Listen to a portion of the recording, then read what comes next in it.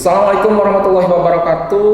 Selamat siang untuk siswa-siswi SMA Medina. Semoga dalam keadaan yang baik-baik saja. Bertemu lagi dengan saya, Bapak Sepahmi Aziz, yang ingin atau yang akan membelajarkan mengenai sistem pembagian kekuasaan dalam konteks Negara Kesatuan Republik Indonesia. Oke, sebelum nanti ke materi, ada yang paham mengenai konsep apa itu kekuasaan? Mungkin di sini ada yang berpendapat mengenai kekuasaan itu adalah presiden, kekuasaan itu adalah gubernur, kekuasaan itu adalah legislatif, DPR lain sebagainya. Konsep yang adik-adik atau anak-anak tadi ungkapkan itu betul, tapi tidak sepenuhnya betul. Lantas apa sih yang menjadi mining dalam sistem pembagian kekuasaan di Indonesia? Kita mulai dari beberapa teori terlebih dahulu. Nah, secara sederhana, kekuasaan itu dapat diartikan sebagai kemampuan seseorang untuk mempengaruhi orang lain supaya melakukan tindakan-tindakan yang dikehendaki. Nah, dalam artian ini, kekuasaan diartikan sebagai kemampuan untuk mempengaruhi seseorang terhadap keputusan-keputusan yang ada, sehingga keputusan tersebut dapat berpihak kepada kita dan sesuai dengan keinginan-keinginan yang kita ketahui. Nah, kemudian ada beberapa teori mengenai pembagian kekuasaan. Yang pertama ada teori daripada John Locke. Beliau membagi sistem kekuasaan itu ke dalam tiga bagian. Yang pertama ada kekuasaan legislatif, yang kedua eksekutif, dan yang ketiga federatif. Nah, apa saja kekuasaan legislatif, eksekutif, federatif? Ada yang bisa merepresentasikan mengenai kekuasaan federatif ataupun kekuasaan eksekutif ataupun kekuasaan legislatif. Halo, angkat tangan di sini. Ada yang bisa? Oke, sebelum adik-adik memahami lebih lanjut mengenai kekuasaan legislatif, federatif menurut John Locke, mari kita bahas satu persatu.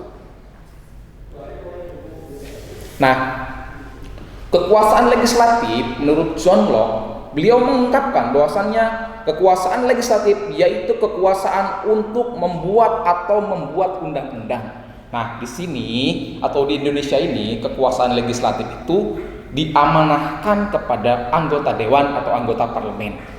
Baik itu dalam ruang lingkup daerah, kabupaten kota, kemudian ruang lingkup tataran provinsi maupun ruang lingkup secara skala nasional atau kita sebut sebagai anggota dewan.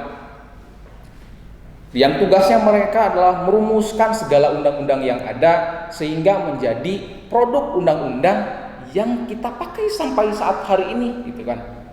Nah, kemudian yang kedua, John Locke juga mengungkapkan kekuasaan eksekutif, yaitu kekuasaan untuk melaksanakan undang-undang termasuk kekuasaan untuk mengadili setiap pelanggaran terhadap undang-undang. Nah, kita ulangi lagi. Di sini ada kekuasaan untuk melaksanakan undang-undang termasuk kekuasaan untuk mengadili setiap peradilan perundang-undangan tersebut. Di Indonesia ini apa? Ada yang tahu?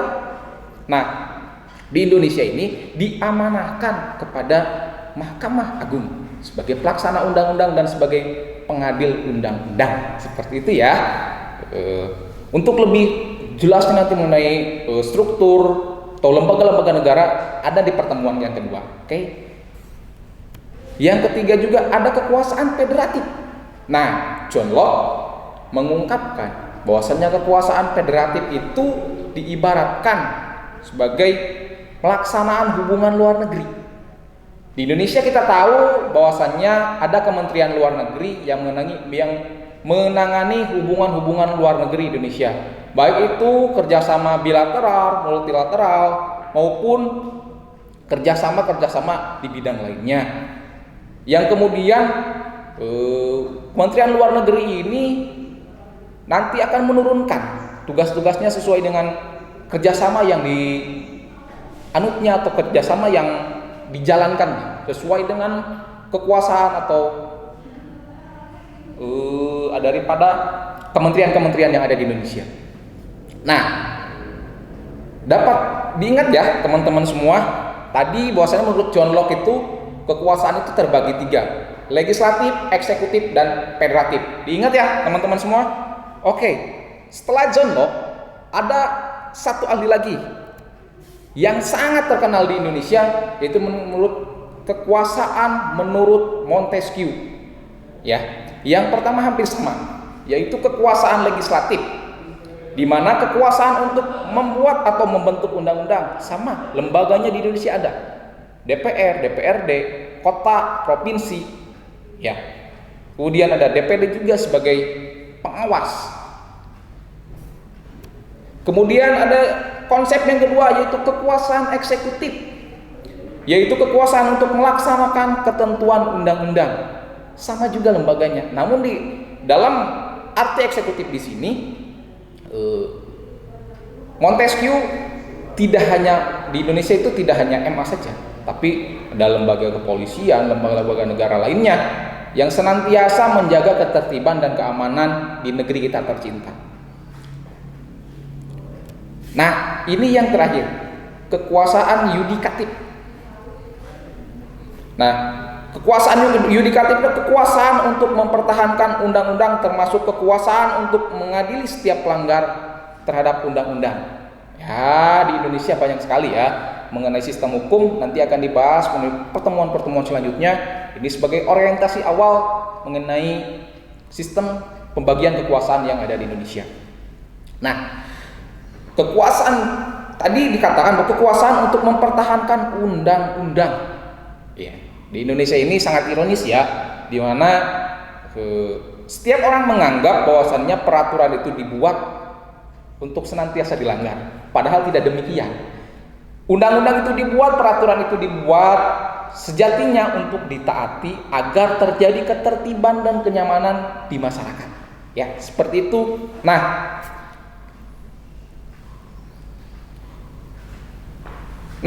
di teori Montesquieu ini yang membedakan dengan teori John Locke tadi, beliau mengungkapkan bahwasannya kekuasaan federatif yang diungkapkan oleh John Locke diganti oleh Montesquieu itu ke dalam kekuasaan eksekutif.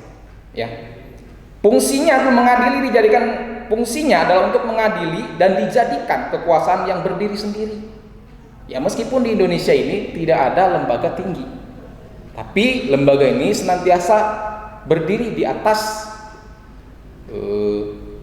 undang-undang dan federasi yang ada. Ya, seperti itu. Nah, dari ketiga teori itu, dari ketiga kekuasaan itu, yang pertama legislatif, kemudian eksekutif, dan yang terakhir yudikatif, oleh Montesquieu disatukan dalam konsep trias politika. Ya. Sekali lagi, kekuasaan legislatif, kekuasaan eksekutif, dan kekuasaan yudikatif itu disatukan dalam sebuah konsep yang dinamakan konsep trias politika. Seperti itu. Untuk pertemuan selanjutnya nanti kita akan bahas mengenai lembaga-lembaga apa saja secara kekuasaan, secara vertikal dan horizontal. Demikian pada pertemuan kali ini, mudah-mudahan dapat memotivasi semangat belajar siswa-siswa SMA Medina dan semakin cinta terhadap Indonesia. Terima kasih. Wallahu muwaffiq ila aqwamit thoriq. Wassalamualaikum warahmatullahi wabarakatuh.